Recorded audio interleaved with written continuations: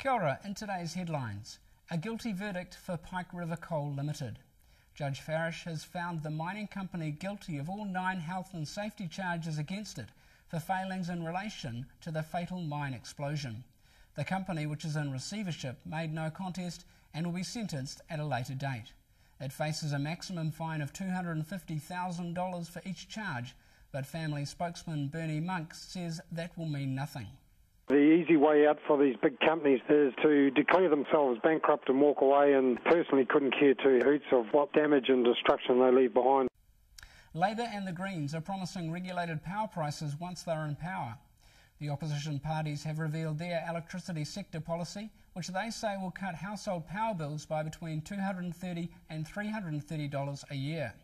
As a coalition crown, they would forego dividends and tax revenue from the energy companies and abolish price competition in the current multiplayer market by introducing a new wholesale electricity purchasing agency. Greens co-leader Russell Norman says it will concentrate the buying power of consumers, while Labour's David Shearer envisions the end of huge margins for energy companies. For too long, power companies have been making super profits off the backs of New Zealanders. While the opposition parties assume across-the-board power savings will allow businesses to create thousands of jobs, Energy Minister Simon Bridges says it will be a major step backwards for the country and individual consumers. They may want to return to sort of United Soviet Socialist Republic of New Zealand days, but National certainly doesn't. New Zealand First has also revealed its reactionary power policy.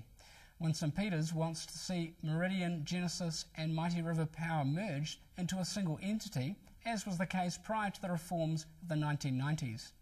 Mr Peters says his party would also consider limiting electricity price rises to inflation. The Prime Minister is reassuring New Zealanders the GCSB is unlikely to use extra powers to spy on them.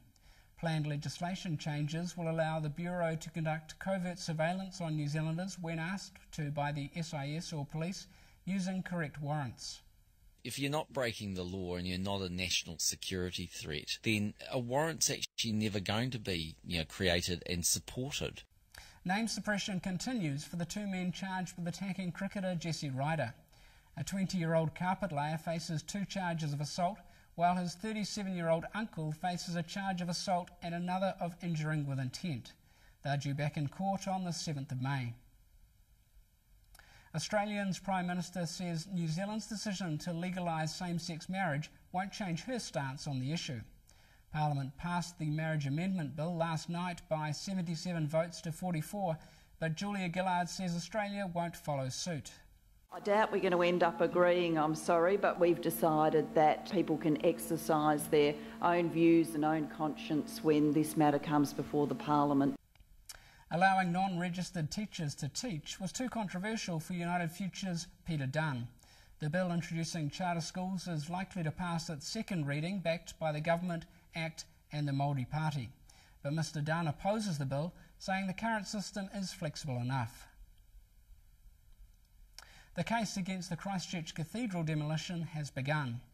Last November it was ruled the Church Property Trust was required to rebuild a cathedral, but not necessarily restore the current, quite damaged building.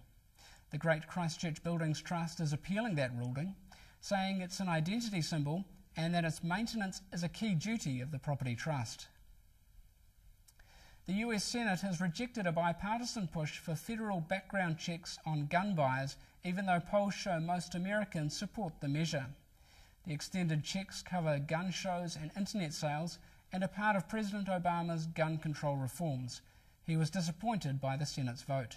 If action by Congress could have saved one person, one child, if it could have prevented those people from losing their lives to gun violence in the future while preserving our Second Amendment rights, we had an obligation to try. Another tragedy for the US. Explosions at a burning fertiliser plant in Waco, Texas have injured as many as 100 people.